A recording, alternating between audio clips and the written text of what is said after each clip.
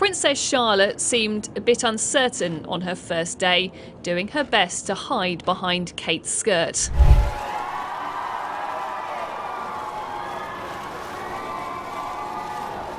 While dropping Charlotte off at school, her teacher spoke to Princess Catherine in a way no one expected.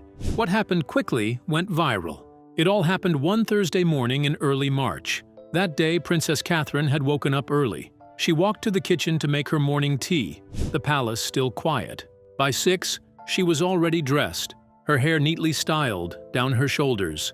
Outside, the sky was just beginning to brighten. It looked like it would be a peaceful day, but she had no idea what was coming. That morning, she planned to drop off the children at school before heading to a meeting with her early years development team. Prince George, Princess Charlotte, and Prince Louis all attended Thomas's Battersea, just a short drive from Kensington Palace. Despite the occasional cameras near the palace gates, they tried to keep school runs as normal as possible. By 7:15, Catherine had helped all 3 children get ready, checking Charlotte's reading log, ensuring Louis's jumper was clean, and reminding George not to forget his lunchbox. They were all dressed in their Navy school uniforms, Charlotte's hair tied back neatly with a blue ribbon. Before leaving, the children said goodbye to their father, Prince William, who stood by the doorway sipping his tea. By 7:30, they were out the door. Catherine drove while the security team followed closely behind.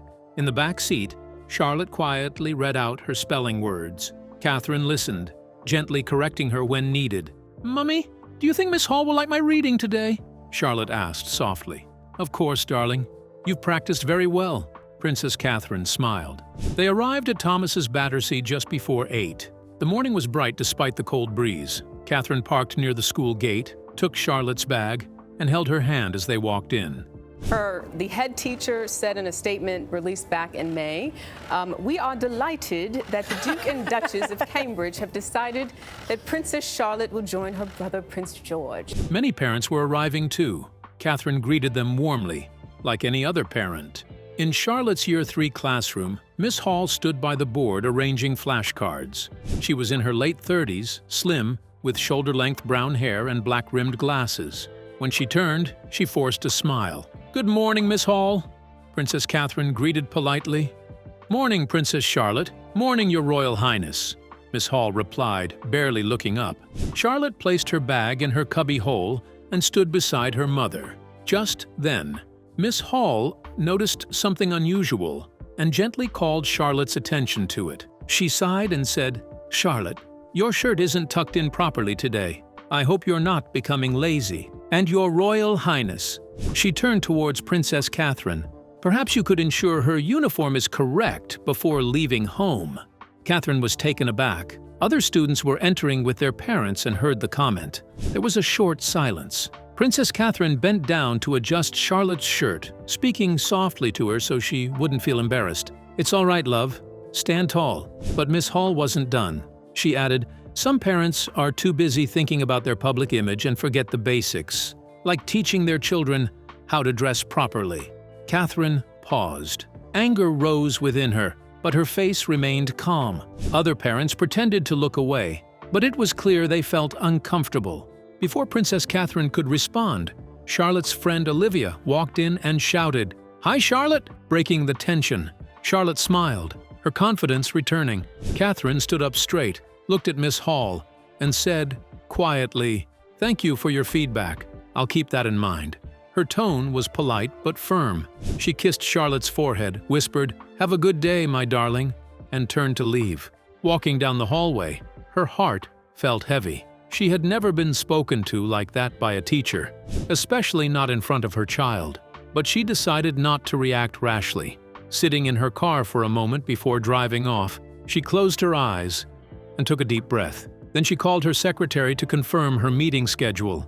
"Ma'am, your meeting with the early years team is at 10 in Kensington Palace. Then there's a call with the National Portrait Gallery around noon," her secretary replied. "Thank you. I'll be back shortly." Back at the palace before 9, Catherine walked into her office and sat by the window thinking deeply. She worried that Charlotte might feel embarrassed or think she had done something wrong. A few minutes later, William called from Windsor. "Hey, everything okay?" he asked. "Yes, just something happened at the school drop-off," she said, explaining what Miss Hall said. There was silence. Then William replied, "That's unacceptable. Do you want me to call the headmaster?" "No," Catherine said firmly. "I'll handle it myself." Later, Catherine went into her meeting. She discussed the upcoming early years conference in May, shared thoughts on children's mental health programs, and approved a few community visit dates for later that month. Despite focusing on work, Miss Hall's words lingered in her mind.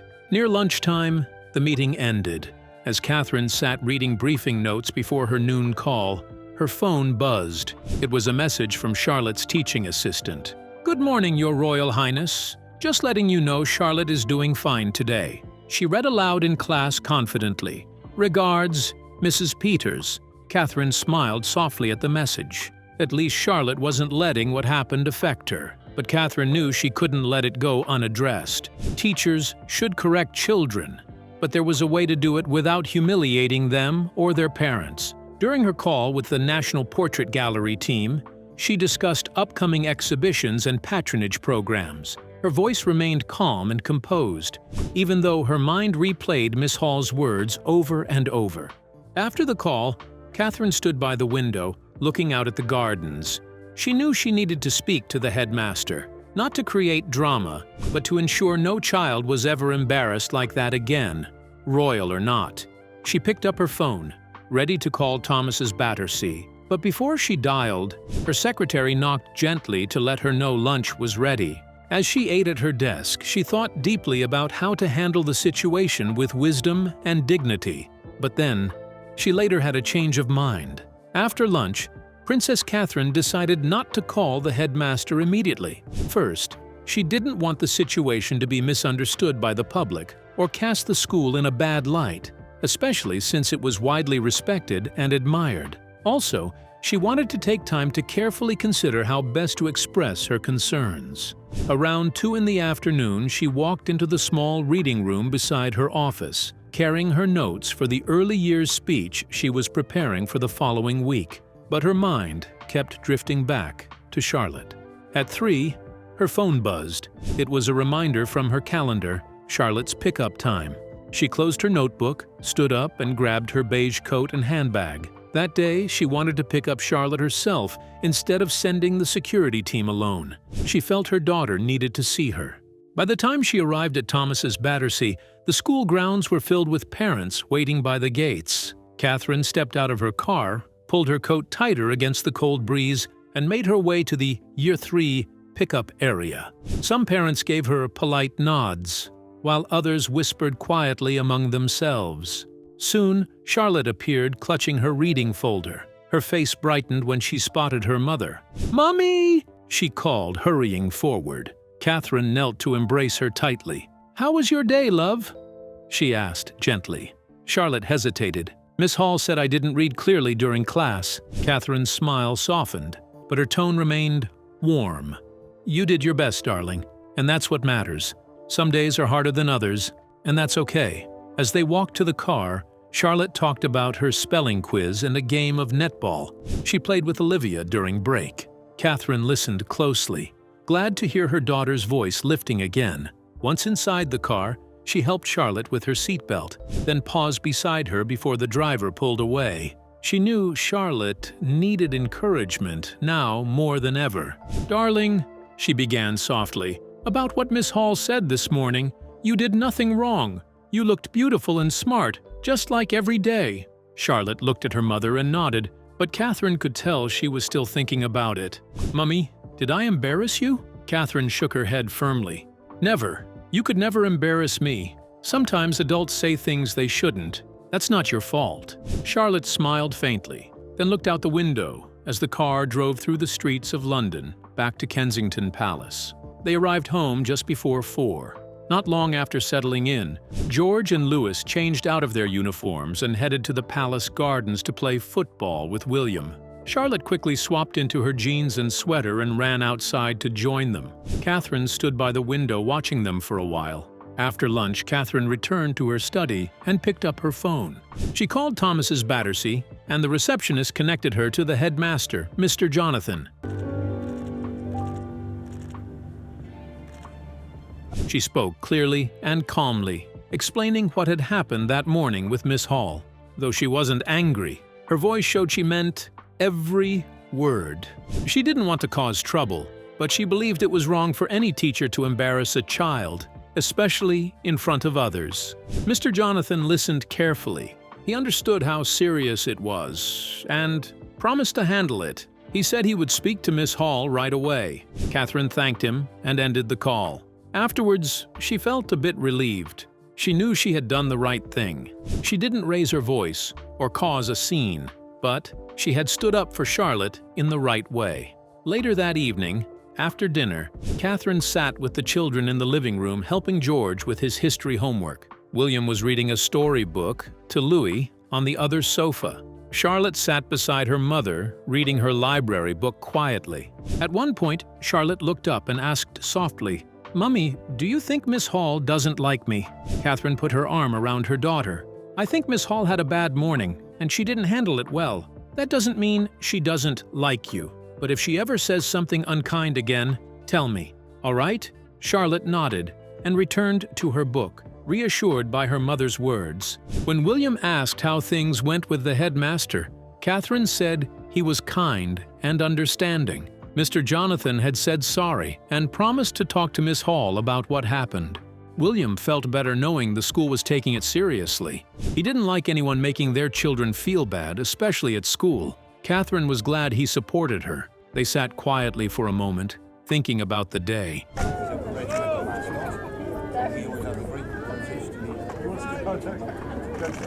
Both of them knew how important it was to protect their children and make sure they were treated with care and respect. Catherine nodded. But deep inside, she hoped Miss Hall would reflect and adjust her attitude. She believed teachers had the power to build or break children's confidence, and Charlotte deserved kindness. The next morning was Friday. Catherine woke up early again, prepared breakfast, and got the children ready for school. That day, Charlotte seemed her cheerful self, humming softly as she tied her shoelaces. As they arrived at the school gate, Miss Hall caught sight of them from a distance and quickly turned away, pretending to be busy with papers in her hand. Another teacher, Miss Green, walked up with a warm smile to welcome the children. She greeted Charlotte and Louis kindly, then turned to Catherine with a respectful nod. After a brief exchange, Miss Green excused herself and quietly made a phone call to the headmaster's office. A few moments later, Mr. Jonathan stepped outside to meet Princess Catherine. He greeted her politely and, with a sincere tone, once again apologized for Miss Hall's comment the day before. He assured her that the matter was being handled and that it would not happen again. Having been lucky enough to meet some of our country's amazing charities and organizations. Catherine thanked him calmly and said she understood. She didn't want trouble, only kindness and fairness for her children. With that, she gave George, Charlotte, and Louis a quick hug, watched them walk into the building, and then returned to her car. As Catherine drove home that morning, she couldn't understand why Miss Hall had been so rude. At first, she had made excuses, thinking Miss Hall was just having a bad day. But now, with it happening again, it felt deliberate and troubling. Still, Catherine tried not to worry too much. After all, the headmaster had promised to speak to Miss Hall personally and handle the situation firmly. She hoped that would be the end of it. But she was wrong. The incident happened once more, and how Catherine reacted left everyone in surprise. Although the headmaster had promised to talk to Miss Hall, he hadn't done it yet. He was planning to speak to her at the next staff meeting, thinking there was still time. But he had no idea things would get worse so quickly. At school, Miss Hall had been acting differently. One of the teachers who was close to her noticed something was off. She asked her if everything was okay, but Miss Hall just brushed it off and didn't explain. What it is. What it is, exactly, and how we can support not only ourselves but each other as well.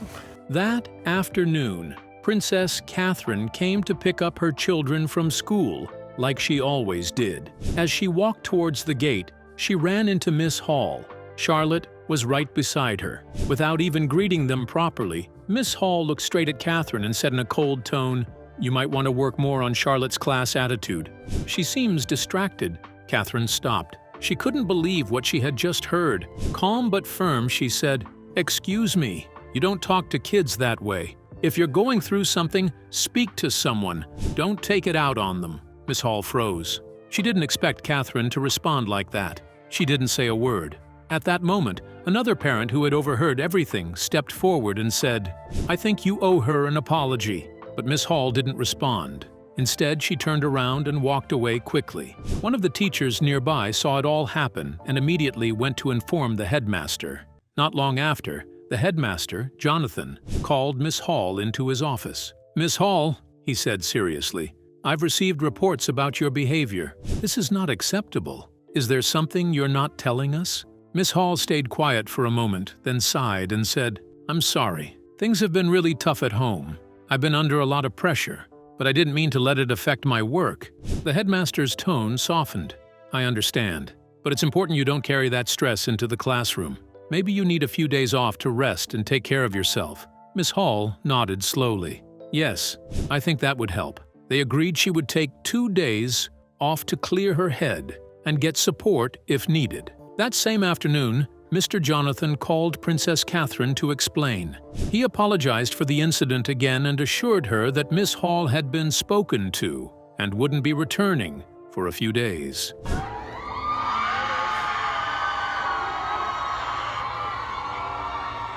Catherine listened quietly. Then she asked, "Is she fine? Does she need help?"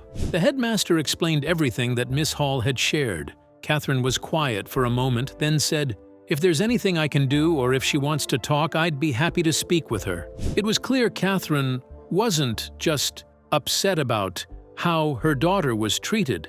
She was also concerned about what was really going on behind the scenes.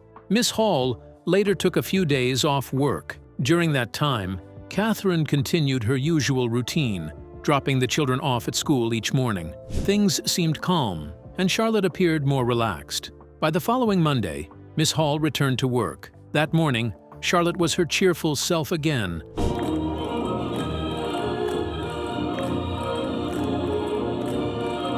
Humming softly as she tied her shoelaces. Catherine smiled, relieved to see her daughter in good spirits. But something unexpected happened when they arrived at Thomas's Battersea. Miss Hall stood at the door, greeting students as they came in. As soon as she saw Catherine and Charlotte approaching, she straightened her posture and stepped forward.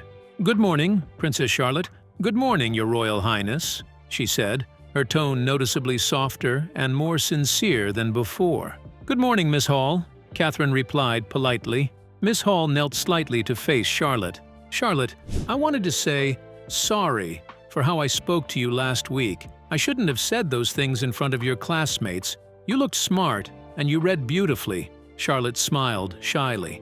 "Thank you, Miss Hall." Miss Hall then turned to Catherine. "Ma'am, I also want to apologize to you.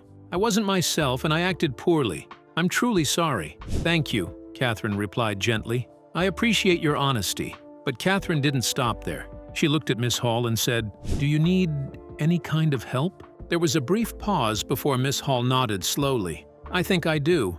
I've just been overwhelmed." Catherine reached into her bag and handed her a small card. Fit those bits. It's so weird when they get bigger to think that they were that tiny. "This is my direct contact. Please don't hesitate to reach out."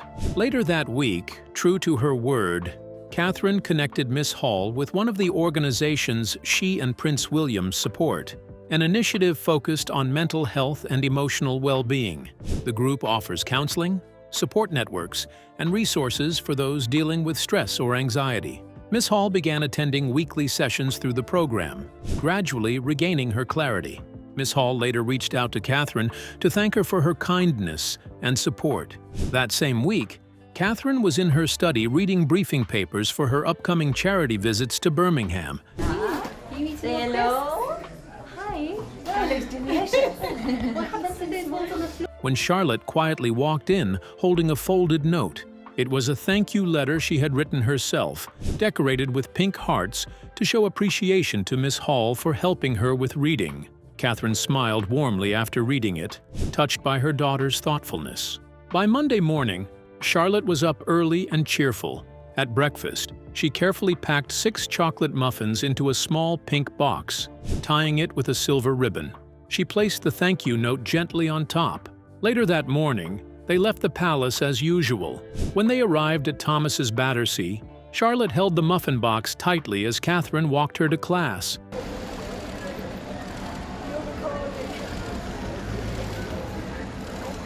Miss Hall was by the door, speaking with another teacher. When she saw Charlotte, she greeted her with a warm smile. Charlotte quietly handed her the box, explaining it was for her and the class. Miss Hall looked surprised and touched. She thanked Charlotte sincerely before the little girl walked into her classroom. Turning to Catherine, Miss Hall clutched the box to her chest and said Charlotte was truly a kind child. Catherine nodded with a soft smile, grateful for the moment. As she walked back to the car, Catherine felt a deep sense of pride. Her daughter was growing up kind, thoughtful, and grounded, just as she had always hoped. Do you think Princess Catherine showed grace by choosing not to react harshly to Miss Hall? Share your opinions with us in the comments section. If you enjoyed the video, like, share, and subscribe to our channel. Also, click the following video on your screen, and you will enjoy it.